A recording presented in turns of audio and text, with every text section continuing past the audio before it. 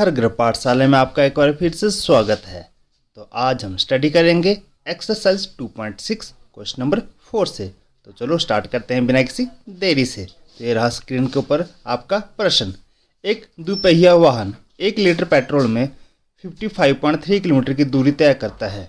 10 litre petrol में वह कितनी दूरी तय करेगा? A two-wheeler covers a distance of 55.3 kilometer in 1 liter of petrol. How much distance will it cover in 10 liters of petrol? हमने यह निकालना है कि जब 1 लीटर पेट्रोल में 55.3 किलोमीटर की दूरी तय करता है एक टू व्हीलर, ठीक है ना। टू व्हीलर की एवरेज होती है 3 बेटा, ठीक है ना। 4 पहिए की तो 15-20 से ऊपर नहीं होती है। तो 10 लीटर में वो कितनी दूरी तय करेगा? चलो सॉल्व करते हैं इसे, ठीक है। तो distance covered in 1 litre of petrol, 1 litre petrol द्वारा तय दूरी कितनी हुई, ठीक है। तो ये हमें दे रखी है 55.3 किलोमीटर। ओके, ये हमने लिख लिया यहाँ पर। अब हमने निकालना क्या है? हमने निकालना है कि 10 लीटर पेट्रोल में कितनी दूरी तय करता है। तो distance covered in 10 litre of petrol. अब जब 1 लीटर में 55.3 है तो 10 लीटर में कितनी होगी? तो 10 से हमने क्या करना है? जी हाँ, मल्टीप्लाई करना है। तो हमने यहाँ पर मल्टीप्लाई कर दिया और इस तरह से हमारा आंसर आ गया 553 किलोमीटर। जब कोई चीज़ 1 से ज़्यादा के लिए पूछी जाती है तो मल्टीप्लाई करते हैं। जब ज़्यादा दी होती है 1 के लिए पूछी जाती है तो उसको डिवीज़न करते हैं, ठीक है ना। तो ये बात आपने हमेशा माइंड में रखना है। ओके, तो चलो अपना नेक्स्ट प्रश्न करें सॉल्व। ये रहा स्क्रीन के ऊपर क्वेश्चन नंबर 5। इसके हमारे पास कितने पार्ट है? 10 पार्ट है, ठीक है। दोनों ही डेसिमल में है और मल्टीप्लाई करना है, ठीक है ना। तो मैं आपको एक सिंपल सा तरीका बताऊं, सभी प्रश्न का एक ही करना है काम, ठीक है ना। क्या काम करना है आपने क्या करना है, जो डेसिमल नंबर है उसको फ्रैक्शन में कन्वर्ट करना है, ठीक है ना।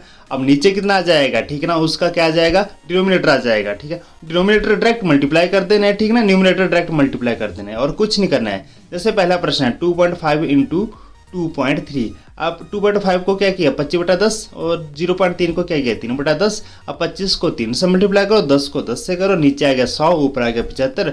अब वही बात है, अब जो फ्रैक्शन नंबर है नीचे 100 है उसको डेसिमल में ऊपर कन्वर्ट कर दिया, 2 0 नीचे हैं तो आपने राइट से काउंट किया तो 7 पर हमने डेसिमल लगा दिया। तो इस तरह से आपका आंसर आ गया। सिंपल है ना ये प्रश्न, बस यही ट्रिक सब में होगी, ठीक है ना। जैसे सेकंड पार्ट में मैंने यहाँ सॉल्व कर रखा है। Okay, 0.1 into 51.7। तो 0.1 है तो 1/10 हो गया। 51.7 है तो डेसिमल के बाद एक अंक है तो नीचे 10 आ जाएगा, ठीक है। नीचे वालों को डायरेक्ट मल्टीप्लाई किया तो 100 आ गया, ऊपर वालों को मल्टीप्लाई किया तो 517 आ गया। नीचे 2 0 है तो राइट से काउंट करेंगे हम, ठीक है। तो 1 पर हमने 1 के आगे हमने डेसिमल लगा देना, तो हमारे पास आंसर आ गया।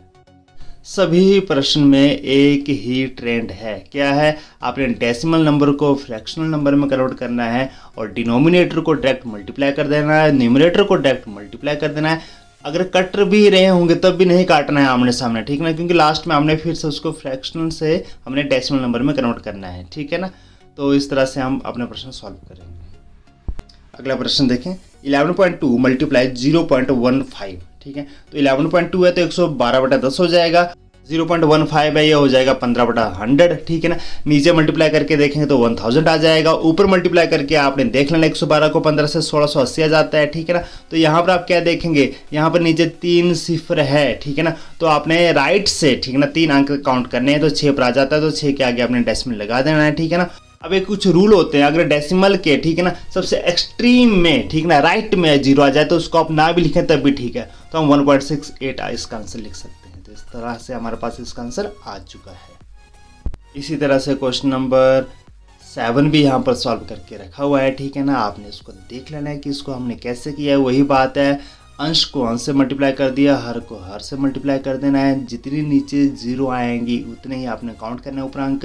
सपोज करो नीचे 0 ज़्यादा आ जाए, ऊपर अंक कम है, तो आपने अंक बराबर करने के लिए फिर आपने राइट में आगे 0 लगाते जाना है। जैसे यहाँ पर 3 अंक थे ऊपर, 0 4 थी नीचे, तो आपने क्या किया, 2 के बाद एक और अंक की जरूरत पड़ेगी तो 0 लगा लेंगे और उस 0 के आगे हम डेसिमल लगाएंगे। तो इस तरह से क्वेश्चन नंबर 7 सॉल्व हो चुका है। क्वेश्चन नंबर 8 भी हमने यहाँ पर सॉल्व किया हुआ है, आपने इसको देख लेना है, ठीक है ना। सिंपल सा है, हर को हर से मल्टीप्लाई करना है, अंश को अंश से करना है और लास्ट में आपने जो फ्रैक्शनल नंबर है जिसके डिनोमिनेटर में 0 0 0 है उसको आपने डेसिमल नंबर में कन्वर्ट कर लेना है, ठीक है ना।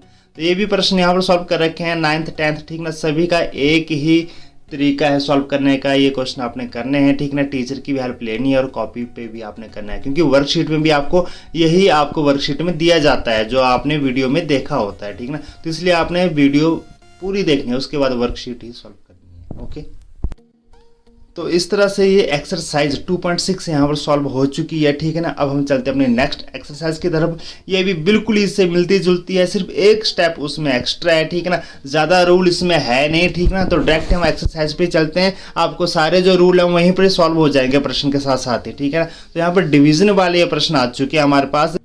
टोटल पहले क्वेश्चन के जो पार्ट हमारे पास 8 पार्ट हैं, ठीक है ना। हम इनको सॉल्व करेंगे, 1 बाय 1 सॉल्व करेंगे, ठीक है ना। ये भी बहुत सिंपल है, ज़्यादा टफ नहीं है, आपने इनको ध्यान से देखना है, ठीक है ना।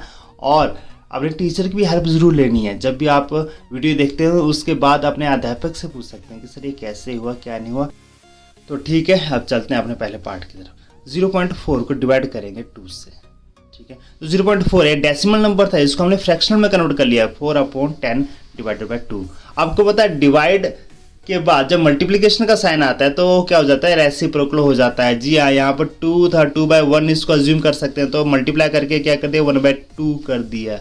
गॉट इट, ठीक है। अब 2 से 4 कट जाता है क्योंकि 4 2 का मल्टीपल है और हमारे पास आता है 2/10।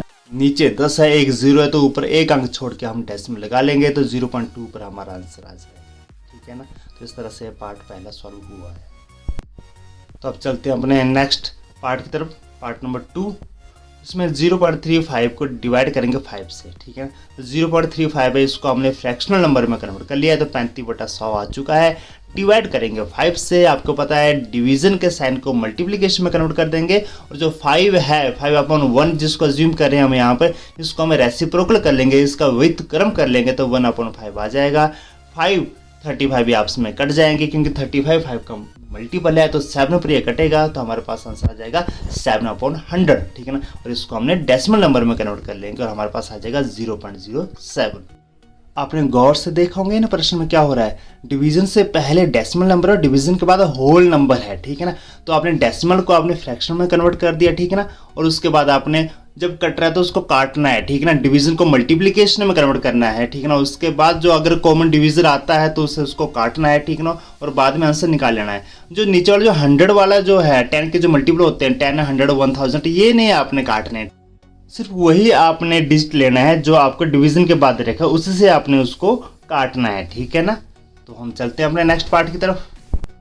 तो इसका पार्ट 5 को हम सॉल्व करते हैं। यहाँ पर यह रहा स्क्रीन के ऊपर, 651.2 को डिवाइड करेंगे 4 से, डेसिमल नंबर को फ्रैक्शनल नंबर में कन्वर्ट कर दिया, डिवाइड के साइन को मल्टीप्लाई में कन्वर्ट कर दिया। 4/1 था, 1/4 कर लिया यहाँ पर, ठीक है ना। अब 4 से हम अगर कट रहा है तो काटेंगे हम, ठीक है ना। तो यहाँ पे ये कट रहा है तो आ जाएगा 1628/10, नीचे 10 है तो एक अंक छोड़ के डेसिमल लगा लेंगे और हमारे पास आंसर आ जाएगा 162.8। इसी तरह से पार्ट 6 और 7 भी यहाँ पर सॉल्व करके रखे हुए हैं, ठीक है ना। आपने इनको देख लेना है, इनको कैसे किया, अपने टीचर की हेल्प ज़रूर लेनी है, ठीक है ना। और वर्कशीट में जो होमवर्क दिया होता है वो भी आपने ज़रूर करना है, वो एक्सरसाइज से रिलेटेड ही होता है, ठीक है ना। तो इस तरह से ये जो पहला पार्ट था इसके सभी प्रश्न आपने कॉपियों पर ज़रूर करना है, ठीक है। तो अब चलते हैं अपने नेक्स्ट क्वेश्चन की तरफ। ये रहा स्क्रीन के ऊपर आपका अगला क्वेश्चन। 4.8 डिवाइड करेंगे 10 से, ठीक है। अब ध्यान दीजिए, सभी प्रश्नों को 10 से ही डिवाइड करना है। यहाँ पर पहले पार्ट को ध्यान से देखना, अगर पहला पार्ट समझ में आ गया तो सभी प्रश्न आप ऐसे ही चुटकी बजाते सॉल्व कर देंगे, मैजिक की तरह, ठीक है ना। तो आइए सॉल्व करते हैं इसका पहला पार्ट ये रहा स्क्रीन के ऊपर। 4.8 डिवाइड करेंगे 10 से, तो यहाँ पर मैं एक बात बताता हूँ, ठीक है ना।